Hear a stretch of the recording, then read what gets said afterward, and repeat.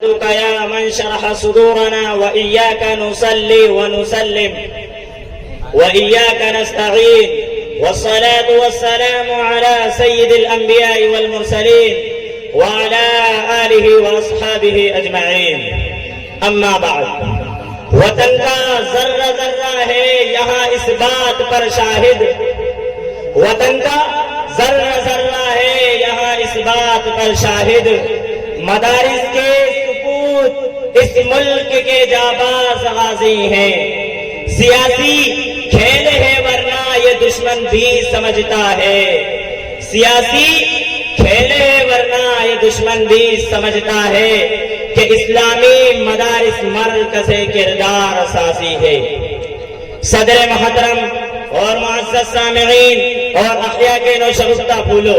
آج 15 اگست ہے ہماری آزادی کا دن ہے اس دن اور اس تاریخ پر ہندوستان کا ہر فرد ناز کرتا ہے اور اس دن کے آنے پر خوشی و مسرت کے ترانے گاتا ہے اور اس دن کا والہانہ استقبال کرتا ہے کیونکہ کوئی عام دن نہیں ہے عام تاریخ نہیں ہے بلکہ آج کے دن کی ایک اہمیت ہے اس کی ایک زبردست تاریخ ہے اور ہم ہندوستانیوں پر خاص کر ہندوستان کے مسلمانوں پر لازم ہے کہ اس دن اور اس تاریخ کو یاد رکھیں اور جو لوگ اس تاریخ کی حیثیت سے ناواقف ہیں یا غفلت کے سبب اس تاریخ کی اہمیت کو فراموش کر بیٹھے ہیں میں ان کو یاد دلانا چاہتا ہوں ایسی حالت میں یہ ذمہ داری اور بڑھ جاتی ہے جبکہ ایک طبقہ اس تاریخ کو مسخ کرنے اور اس کے بنیادی کرداروں کو ختم کرنے کی سازش و کوشش میں لگا ہوا ہے برادران ملت ہمارا پیارا وطن بھی اس بھیانک دور سے گزرا ہے صدیوں غلامی کا توق اس کے گلے میں رہا ہے ہندوستان کی 40 کروڑ عوام نے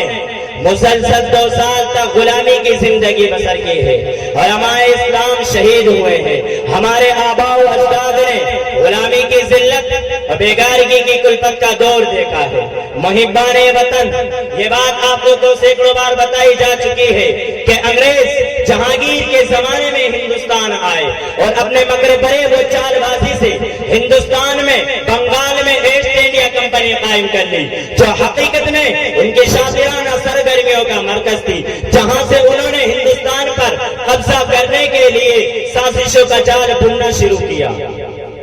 اور بنگال کے نواحی علاقوں پر قبضہ کرنے لگے کیونکہ ان کو مغل حکمرانوں کی خانہ جنگی کا علم تھا سب سے پہلے جس غیور بہادر نواب نے انگریزوں کے ارادے عزم کو محسوس کر کے ان سے جنگ کی وہ مرشد آباد کے نواب سراج الدولہ تھے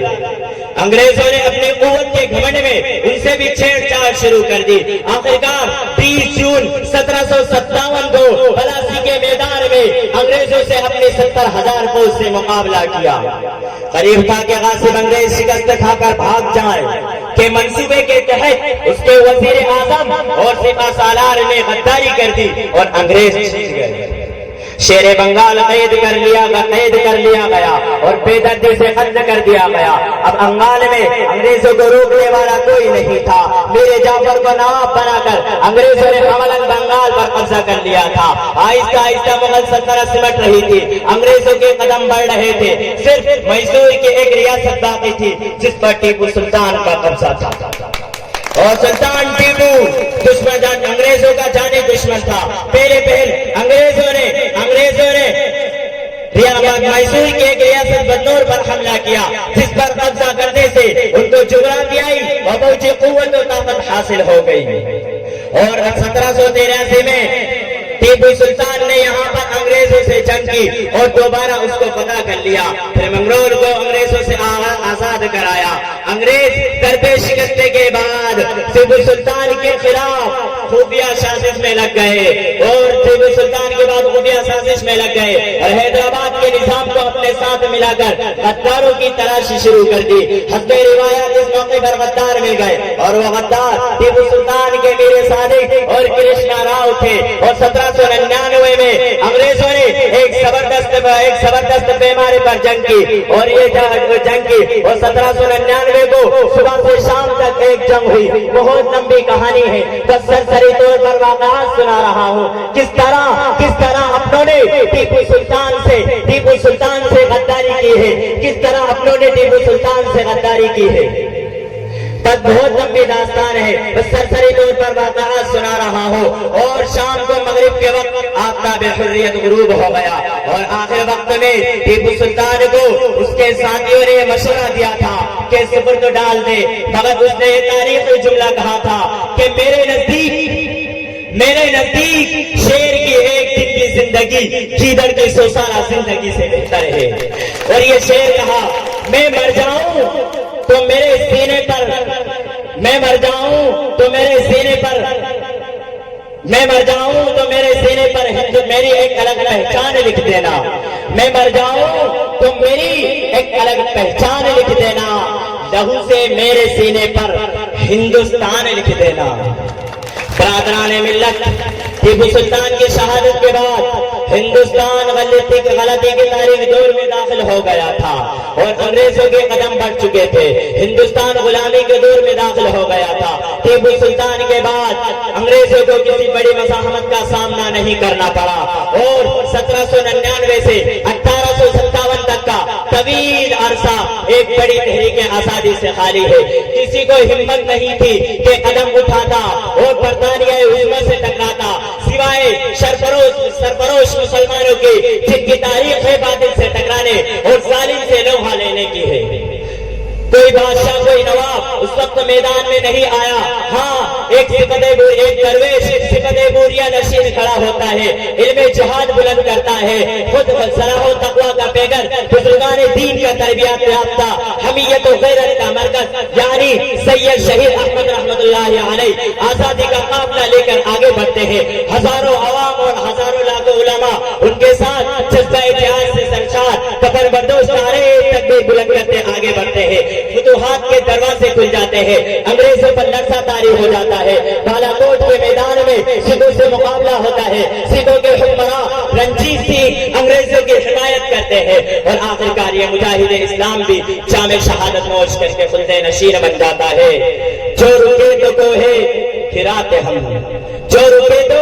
کوہے گراتے ہم، جو چلے تو جہاں سے گزر ہی گئے۔ پھر 1857 میں علماء اسلام کے کئی جماعت کھڑی ہوتی ہے، مٹرائی شاملی وغیرہ کے میدان میں انگریزوں سے مقابلہ ہوتا ہے، مگر کاتب تقدیر نے ہندوستان کے لیے صدیوں غلامی مقدر کر دی تھی، لہذا یہ جہاد ناکام ہو جاتا ہے، انگریزوں کو کل اختیار حاصل ہو جاتا ہے۔ لاکھوں ہزاروں علماء شہید کیے گئے، لاکھوں عوام تحریک کیے گئے، اسلام اور مسلمان کا نام و نشان مٹنے کے قریب تھا، لیکن اللہ کو یہ منظور نہ تھا، اس لیے دارالعلوم دیوبند کی تاسیس ہوئی، وہاں سے شیخ الہند تیار ہو کر نکلے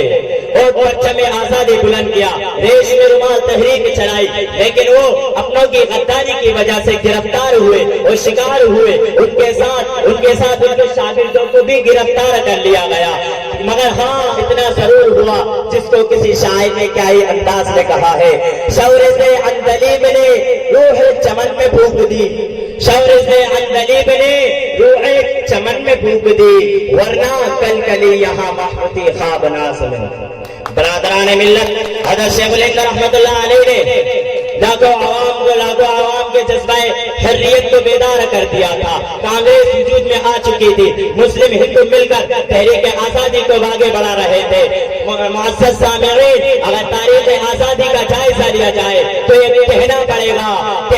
گا کہ ہندوستان کی آزادی کا صحرا علماء کرام کے سر ہے، مسلمانان ہند کے سر ہے، برادران وطن تو بہت بعد میں اس کاروان میں شریک ہوئے ہیں۔ سب سے پہلے مسلمانوں نے مشعل حریت روشن کی، پرچم آزادی بلند کیا، سراج الدولہ سے لے کر شیخ الہند تک کوئی دوسرا نظر نہیں آتا ہے، ہاں سوائے چند ایک باغرت لوگوں کے جن میں جھانسی کی رانی سر فہرست ہے۔ معزز سامعین، صدیوں کی جدوجہد کے بعد اور ہندو مسلم یکتا کا ماحول اور تحریک کے نتیجے میں ہندوستان تاریخ کے دور میں داخل ہوا، آزادی کے دور میں داخل ہوا، اور 15 اگست یعنی آج کے دن اور 15 اگست 1947 کو آفتاب آزادی سرزمین ہند پر طلوع ہوا۔